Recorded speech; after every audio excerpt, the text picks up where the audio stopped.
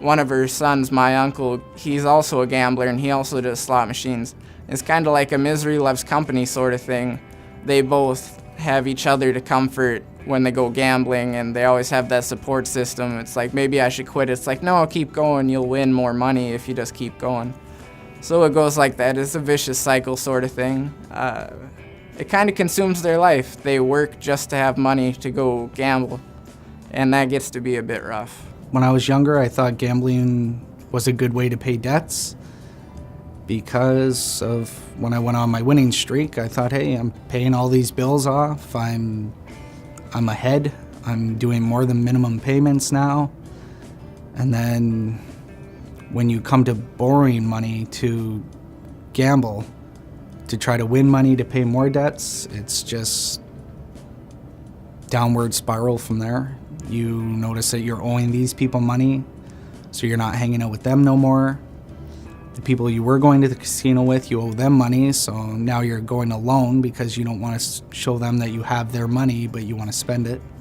I wouldn't trust my cousins so much. They might come over and you might wake up and you're missing a few movies or just anything they could generally get money for that people would find interesting enough, so they could get more money for the casinos. The older people, not so much. They have their own homes and everything, so they're staying in their own beds, so they're not really over. But the cousins, since they have that option too, you would have to keep an eye on them for sure. So he would actually take my grandmother's Visa card or my mother's Visa card, and he just punched it in online. We had no idea he was doing this because, again, his sleeping hours were all messed up, so he'd get their MasterCards at like 2 a.m. and punch them in, and we wouldn't know until the receipt came the next month. When I was younger, I coped with losing the money, thinking, well, I'll just work a couple extra shifts and I'll get it back. Or, you have something that you don't use, so you sell it. Something to pay your bills. You're looking for other ways to recoup your losses. They get the money from their parents, and then they go online, and then they're spending their parents' money, and then that runs out, and then they ask their friends, and then if they don't have a credit card themselves, they ask to use their friends, and then they say they'll pay them back later and pay them for using their credit card, and it gets out of control pretty quick. I've lied about where I was, whether it's, I'm going out for a couple hours, going to go to the golfing range or go to the gym, and next thing you know, I end up at the casino. If I get asked, where you been all day? Washing the car, walking the dog, just hanging out, and I'm sitting in the casino. It's kind of like with compulsive liars. They can lie and get away with it and not feel bad at all with it. So they could borrow money and you're missing out on stuff, and it's like Christmas time's rolling around. I'm missing out on getting my kid the presents he wants. And they don't feel bad over it. It doesn't cross their mind. All they can think about is getting more money to go to the casino again, to gamble more, and then who they could borrow from next to keep that going. Well, I definitely didn't trust him. I wanted a lock on my room because he would threaten me with like, I'm gonna go come in there and I'm gonna wreck your stuff if you don't let me on the computer, or if you don't let me on the internet, I'm gonna go and delete your Facebook account. He'd hack into our accounts and destroy our own accounts for his benefit. Sometimes I'd take off work for an afternoon if it was nice out, go for a drive down to different casinos an hour or two away just for something new to do. My uncle has actually lost a job or two due to gambling. He's supposed to come in and work a shift, and he ends up calling in sick when he's not actually sick to go out and gamble. Or sometimes he's gambling too late and he comes into work and he can't do his job properly because he's been at the casino for 2 days straight, hasn't left the table, smoking cigarettes, turns his eyes red. You smell like smoke. Nobody wants to deal with that. So it ends up being very rough, and people have lost their job that I know over gambling. My mom actually had to quit her job because he was violent, and he would refuse to let go of the Xbox. If she took it away, he would become violent. I think personally I have impulsive behavior. I can have $50 on me, and if I'm bored, I think, hey, I'll go to the casino, try to double it. Something to do instead of, grabbing a coffee, doing something else. It's in my mind that I can go hang out, win some money with taking risks. There could be, you walk in with $100, you have $500 in your pocket, and you think, I came here with $100. Take the risk. It's not my money. I'm going to bet it all and see where I end up. A lot of the time, people have trouble telling their loved ones how they feel about their addictions and problems because they look up to them. They love them so much. They've looked up to them for so long, and it's very tough to tell somebody that they have a problem when you look up to them so much, and you need to tell them to stop. And a lot of people can't do it, so then the people who are gambling don't realize they have a problem, and it keeps going.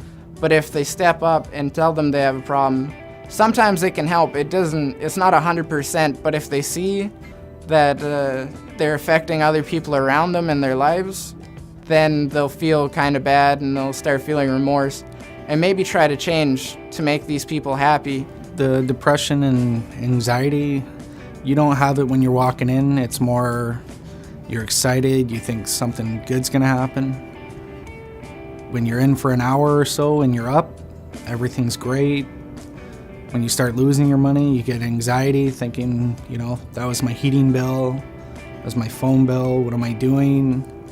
And then usually the walk out of the casino, if you're down and you're out, is the depression. Why did I come here tonight?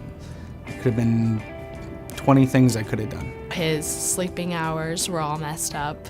When I was getting ready for school at 7 a.m., he would be going to bed. And all he did was sleep, eat, and game, and that's all he cared about. A lot of people in my family have gone through depression. My uncles and my uncles' wives and my grandma and friends of mine have gone into deep depressions because nobody enjoys losing. And with gambling, losing is a big part of it. It's not always, if you put in more effort, you might come away winning. It's 50-50. You're either going to win or you're going to lose, and nobody likes losing, and it adds to depression. And I've seen people just in their house on a bright day when they could be out and just doing things. Their family members who have been inside when we're having a barbecue, and they're just too sad to get out of bed because of the amount of money they lost and how fast they lost it. Things did get out of control a lot. When I'd be going, it would start off one night a week. The next thing you know, I'd be going, Monday, Tuesday, Wednesday, the weekend, or we'd be planning trips to go to Niagara Falls for the weekend. And you're finding yourself working all week trying to put away money so you can go gamble on the weekend instead of, saving your money. And it's affected me personally. You miss out a lot of time with your loved ones and everything. You're supposed to meet up for Christmas, Thanksgiving dinner, everything. But they also have special events going on at the casino at this time, and they find that more alluring than being at home with the family and eating turkey dinner, opening up presents and everything. The gambling problems in my family would probably be with my grandfather. As long as I've known him, he's been at the racetrack betting on horses from 9 in the morning till 10 at night, every day. Even when we were little kids, even holidays and whatnot, you wouldn't see him there. He'd be at the racetrack. If you want to spend time with him, that's where you'd go. They like to call it as a social thing, but they do it every day. So it gets to the point where it's not social. It's an everyday, daily thing. So I think they don't realize what they're doing, or they're just hiding the fact that they have a problem. There are many risks involved with gambling, and it affects you primarily, and then your social network, your family, and just to go into your workplace and beyond that. So it's very easy to get involved into gambling. So it's hard to stay grounded. But like I said, I think if you have these supports in place, and if you can go in there with the mindset that, this is how much money I'm spending, even if you win a few $100s off of that, just put that money in your pocket and like I said, treat yourself to something. As soon as they get out of the depression, they're right back in the casino. They're like, maybe I can turn my luck around this time. I'll invest more money and I'll win big this time. I already lost hard, so I can't lose again. and they figure by the odds that they should win since they just went through such a big loss. But it doesn't work out like that. It's complete chance. And they're, even as depressed as they could be losing everything, they'll still be back the next week in the casino if they have the money. Gambling addiction, I believe it's just as bad as alcoholism, drugs, just because of the rush you feel. He used to be violent, but now he's starting to realize that he has a problem and that he should be going to school and he doesn't want to stay in the basement for the rest of his life. She's kind of self-aware now. She knows that her gambling has put her in that situation. She's not happy about it. Like nobody would be happy for moving from a 6-bedroom house to a half-a-bedroom apartment. In a recent survey of 18 to 24-year-olds, an overwhelming 63% believe that their chances of winning are 50-50 or better.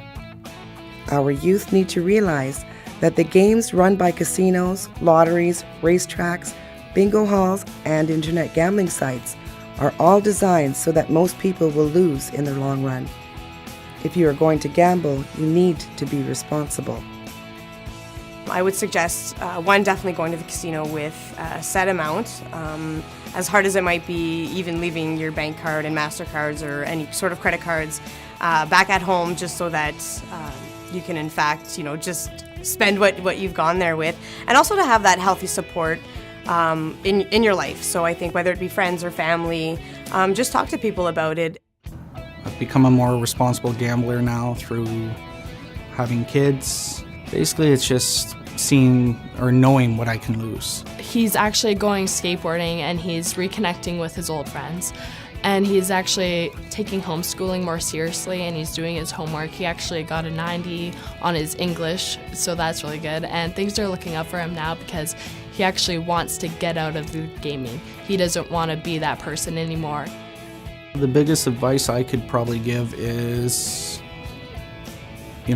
whether you're just saying you're going to go once, twice, you go every weekend, you don't win.